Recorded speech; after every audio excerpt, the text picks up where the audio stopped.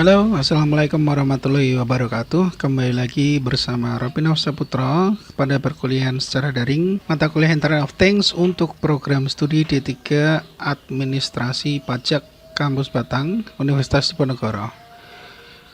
Nah, pada pertemuan kali ini kita akan membahas bab mengenai Artificial Intelligence atau kecerdasan buatan ya, dimana yang namanya artificial intelligence ini yang akan mendominasi pada teknologi Internet of Things yang akan membantu kehidupan manusia di berbagai aspek ya, aspek kehidupan. Nah, jika di breakdown artificial intelligence ini kita akan membahas mengenai satu revolusi industri ya, termasuk sejarahnya, kemudian juga sejarah kecerdasan buatan, pola kerja kecerdasan buatan, serta tingkatan dari kecerdasan buatan itu sendiri berdasarkan cara belajarnya. Tapi sebelum kita mulai, kita harus memahami capaian pembelajaran pada mata kuliah ini ya, utamanya pada bab ini. Pertama, itu tujuan yang hendak kita capai yaitu mahasiswa memahami C1. Nah, ini untuk program atau namanya art ya. Art belajar itu ada artnya. Kita menggunakan taksonomi Bloom ya. Itu ada 3 aspek yang akan kita tingkatkan, dari kognitif, afektif, dan juga psikomotorik. Memahami itu masuknya ke kognitif tingkat 1, memahami pengertian artificial intelligence dan revolusi industri serta sejarahnya dan dampaknya pada kehidupan umat manusia. Yang kedua, tujuannya adalah mahasiswa dapat mengaplikasikan penggunaan Internet of Things di dalam masyarakat.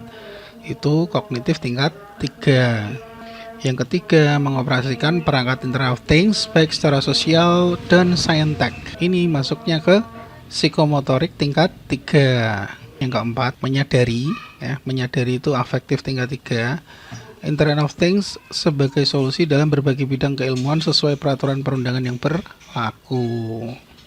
Nah, sebagai pemula kita perlu memahami apa itu yang namanya revolusi industri ya, di mana kita sekarang berada ya tahun ini.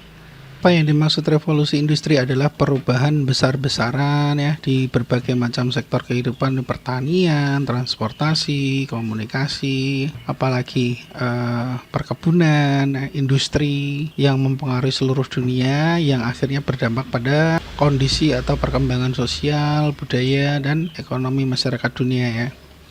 Itu untuk industrial revolution yang pertama kali terjadi sekitar tahun 1750 sampai 1850, ditandai dengan ditemukannya mesin uap.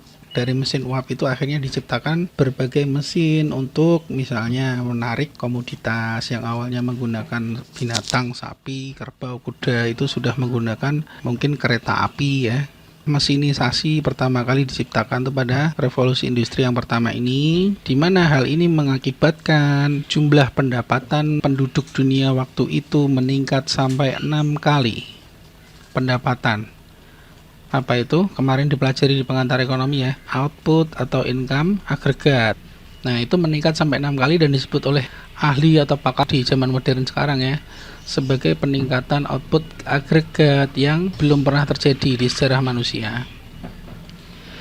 Berikutnya dilanjutkan dengan revolusi industri yang kedua pada tahun sekitar 1850 sampai 1940 dengan ditandai ditemukannya listrik. Jadi setelah ditemukan uap untuk berbagai mesin industri, ditambahi dengan ditemukannya listrik. Otomatis listrik ini menunjang produksi massal industri yang terjadi pada saat itu, yang awalnya menggunakan banyak sumber daya manusia untuk mengerjakan suatu pekerjaan di industri, kini sudah menggunakan assembly line. Nah, ini sangat menambah efisiensi penggunaan manusia.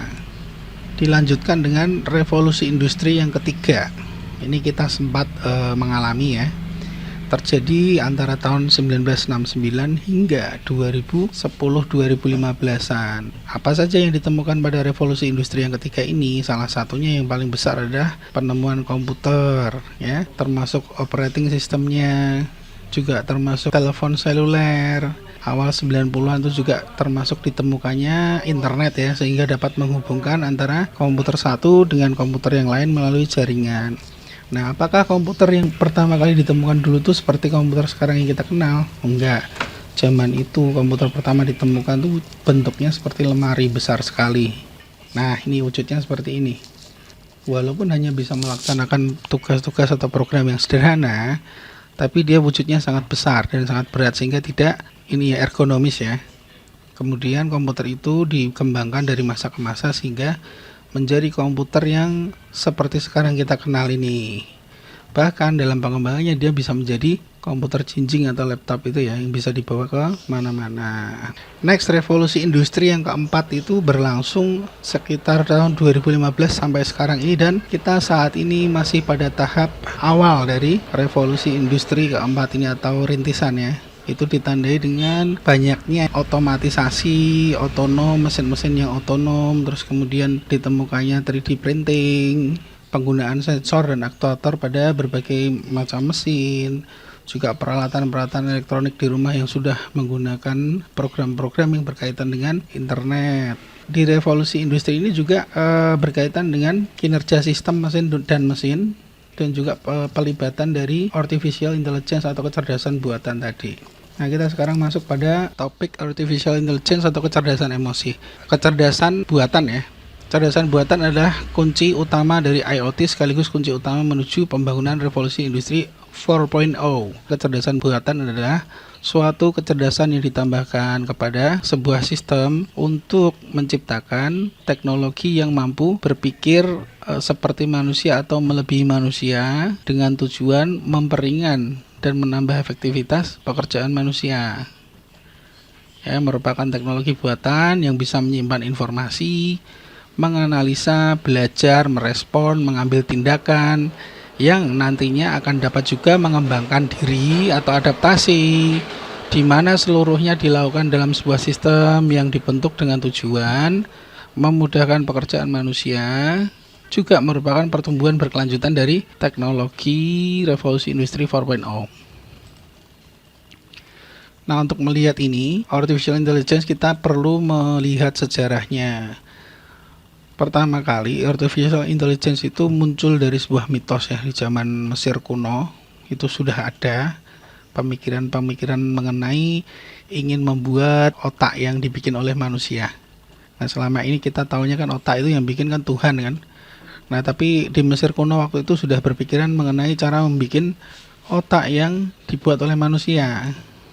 Tapi menurut sejarah yang tercatat, kecerdasan buatan ini diawali pada tahun 1642. Itu dengan ditemukannya mesin kalkulasi mekanis yang dibikin oleh French dan Blaise Pascal, itu seorang matematikawan. Dilanjutkan pada tahun 1837, yaitu mesin hitung programmable yang dibikin oleh Charles Babbage and Ada Lovelace.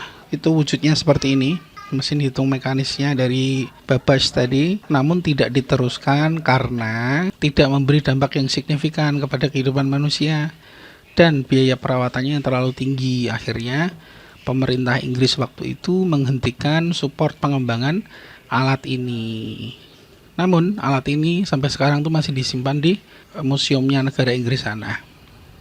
Berikutnya, setelah lumayan stuck beberapa puluh tahun 1943 itu ditemukan ya oleh Warren McLeod and Walter Pitts itu bagaimana cara mempelajari kinerja otak manusia yang akan ditiru atau diaplikasikan pada mesin komputasi. Nah, basicnya artificial intelligence atau kecerdasan buatan ini sistem kerjanya meniru dari sel neuron atau neural ya yang ada di dalam otak manusia. Itu ada kumpulan berbagai jutaan atau miliaran atau triliunan sel neuron itu dalam otak manusia, itu dipelajari, ditiru, terus kemudian dibikin secara mekanis ya pada teknologi yang ada pada saat itu, sehingga tercipta kecerdasan yang rintisan kecerdasan yang nantinya akan bisa menyamai otak manusia. Hal ini dilanjutkan dengan penemuan dari Alan Turing ya. Ini seorang ilmuwan yang terkenal juga. Tahun 1950 itu memperkenalkan yang namanya tes Turing, yaitu tes mesin kecerdasan untuk membedakan sampai mana perkembangan kecerdasan buatan itu. Caranya gimana? Tes Turing itu dengan membuat 3 bilik waktu itu ujiannya. Jadi bilik pertama paling bawah itu penanya, bilik yang C penanya, bilik yang A itu komputer, bilik yang B itu manusia yang menjawab. Komputer A dan manusia B itu menjawab pertanyaan dari manusia yang C. Waktu itu dibandingkan apakah manusia C itu bisa membandingkan mana yang mesin, mana yang manusia. Ternyata tidak bisa. Setelah Alan Turing, akhirnya pengembangan kecerdasan buatan ini meningkat dengan pesat sepanjang beberapa tahun ke depan. Hal ini ditandai sebagai perubahan atau peningkatan yang besar-besaran mengenai kecerdasan buatan sekitar tahun 1955 itu. Tapi kemudiannya dia stuck pada tahun 1965 karena yang namanya kecerdasan buatan itu dianggap tidak memberikan kontribusi yang signifikan kepada kehidupan manusia ya. Juga dengan ditemukan indikasi bahwa perkembangan kecerdasan buatan waktu itu hanya melibatkan manipulasi kecil ya, yang tidak signifikan. Kemudian muncul lagi pada tahun 1980-an, di mana yang namanya Edward Feigenbaum itu membuat sebuah sistem yang ahli gitu ya, yang bisa mensimulasikan pengambilan keputusan oleh manusia, pengambilan keputusan yang rumit. Next, perkembangannya 17 tahun kemudian, IBM melalui komputer Deep Blue itu dapat mengalahkan juara dunia catur bernama Garry Kasparov. Yang mana Garry Kasparov ini sepanjang hidupnya belum pernah mengalami kekalahan bermain catur. Apa yang terjadi waktu itu? Yang namanya Deep Blue, apakah dia diberikan informasi apa gitu yang banyak gitu mengenai permainan catur? Ya pastinya diberikan sistem database ya, cara bermain catur dan lain-lain ya. Beberapa kali bermain, Garry Kasparov itu sempat kalah dan akhirnya dia memutuskan untuk keluar dari permainan karena yang namanya Deep Blue ini strategi permainannya itu tidak seperti manusia. Jadi dia bisa mengambil keputusan yang sama sekali tidak bisa diprediksikan seperti itu. Nah, ini tentunya menjadi kejutan ya untuk dunia. Untuk pertama kali mesin dapat mengalahkan manusia di bidang profesional. Next, berikutnya pada tahun 2002 itu juga ada temuan mengenai kecerdasan buatan yang ditandai dengan iRobot meluncurkan Roomba. Itu adalah sebuah mesin vacuum cleaner dengan sensor dan actuator di mana dia bisa jalan sendiri ya, namun bisa menghindari penghalang, misalnya meja, lemari, kursi, seperti itu. Pada tahun 2009, Google untuk pertama kali membuat mobil yang bisa berjalan sendiri.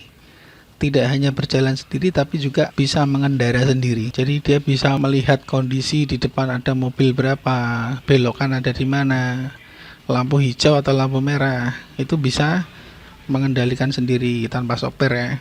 Next, pada tahun 2011, Watson milik IBM ya, perusahaan terkenal besar dan kuno dan besar ya, perusahaan teknologi yang raksasa, dan itu bisa mengalahkan permainan TV Jeopardy. Itu juga dia mengalahkan manusia lagi yang profesional. Caranya waktu itu gimana?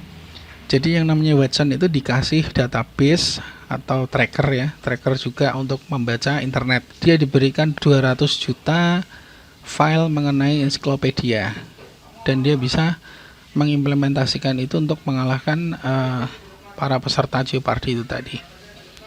Next, tahun 2011 sampai 2014 yang namanya personal assistant like Siri itu punya siapa? Apple ya. Terus kemudian Google Now, Cortana itu milik Microsoft, menggunakan rekognisi atau pengenalan suara untuk menjawab pertanyaan dan mengerjakan pekerjaan-pekerjaan yang simpel.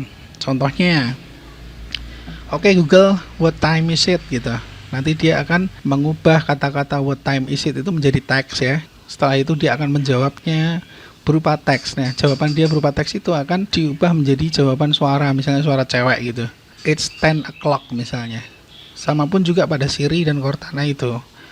Contoh lainnya misalnya, Hi Google, open my browser. Nah, itu nanti dia akan membukakan browser kalian. Pertama kali muncul teknologi ini tentunya lemot ya, bergantung pada RAM handphone dan prosesor masing-masing. Tapi untuk handphone yang kelas premium seperti waktu itu, zaman itu Apple S4 seperti itu, sudah bisa menangani ini dengan relatif cepat. Nah, berikutnya tahun 2014 itu Ian Goodfellow hadir dengan menemukan Generative Adversarial Networks atau GAN ya. Itu merupakan sebuah rintisan syaraf tier 1. Nah, ngeri nggak? Itu pada tahun 2014. Jadi biasanya sebuah kecerdasan buatan itu memerlukan programming awal ya. Dia diciptakan oleh perancangnya itu dengan memasukkan data-data dasar seperti itu ya, sesuai dari karakter tingkat kemampuan belajar masing-masing kecerdasan buatan. Tapi pada tahun 2014 ini oleh Ian Goodfellow, dia sudah menciptakan rintisan kecerdasan buatan di mana dia sudah memiliki sistem syaraf buatan sendiri, sehingga dia bisa membuat ada apa yang belum ada ya, bisa mengembangkan pola pikirnya sendiri untuk membuat apa yang nggak diperintahkan manusia. Nah, tentunya ini implementasinya, kelanjutannya harus menerapkan ini ya, batasan-batasan ya, demi ya prinsip keselamatan manusia seperti itu. Belum ada perkembangannya lagi sampai sekarang. Next, tahun 2016 itu sebuah kecerdasan buatan atau artificial intelligence dari Google yang bernama AlphaGo itu bisa mengalahkan pemain Go profesional Lee Sedol ya. Jadi Go itu sebuah catur dari negara Cina dengan kompleksitas permainan yang jauh lebih rumit daripada catur yang dikenal di negara Indonesia ini. Nah, waktu itu apa yang dilakukan oleh Google? Jadi dia menciptakan sebuah komputer atau kecerdasan buatan yang memiliki kemampuan berpikir itu 2000 kali daripada komputer biasa ya. Apakah dia ini memberikan strategi kemenangan, database strategi kemenangan, terus kemudian cara atau trik untuk mengenali permainan dari Lee Sedol ini? Tidak. Ternyata yang diberikan oleh Google itu hanya dasar-dasar permainan saja. Dasar-dasar permainan dari Go ini seperti apa.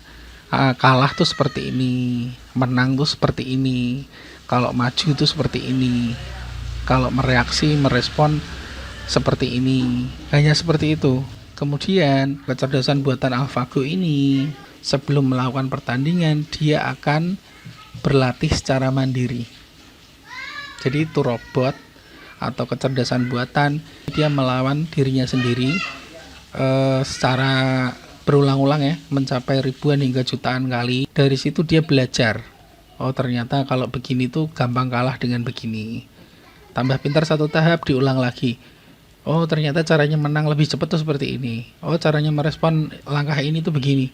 Itu dilakukan secara berulang-ulang selama ribuan kali sampai jutaan kali. Nah, dari sini terlihat yang namanya keterbatasan manusia melawan teknologi ya, dimana dalam satu waktu manusia itu bisa melakukan perbuatan tuh hanya satu. Beda dengan komputer. Komputer itu melakukan latihan bermain Go ini sebanyak jutaan kali, tapi dilakukan dalam waktu yang sama. Misalnya satu komputer AlphaGo itu dalam satu momen 5 menit atau 10 menit dia bisa melakukan multitasking yang sama. Jadi permainan Go 1 melawan dirinya sendiri, permainan yang kedua di meja 2 dia melawan dirinya sendiri juga, sampai ke permainan ke 10.000 atau ke 100.000. Itu yang tidak bisa dilakukan oleh manusia, tapi teknologi bisa. Dari situ dia bisa berlatih dan mengembangkan itu dengan waktu yang jauh lebih singkat, lebih efisien. Satu lagi, teknologi tidak mengalami rasa capek. Satu lagi, teknologi tidak mengalami stres. Satu lagi, teknologi itu tidak merasa sakit, sementara manusia memiliki itu. Nah, setelah melakukan latihan berulang-ulang selama ribuan sampai jutaan kali itu, dia ditandingkan dengan pemain profesional Go yang bernama Lee Sedol itu dan sempat menang. Itu juga menggemparkan dunia waktu itu. Untuk kesekian kalinya yang bernama kecerdasan buatan itu bisa mengalahkan manusia di dunia profesional.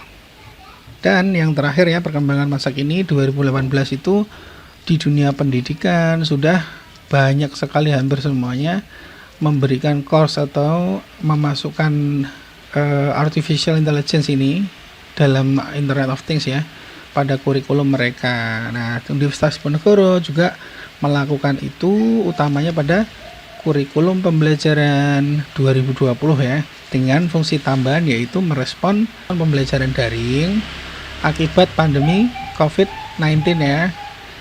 Nah, itu tadi sejarah dari kecerdasan buatan yang sekarang sudah mencapai pada tahun 2020.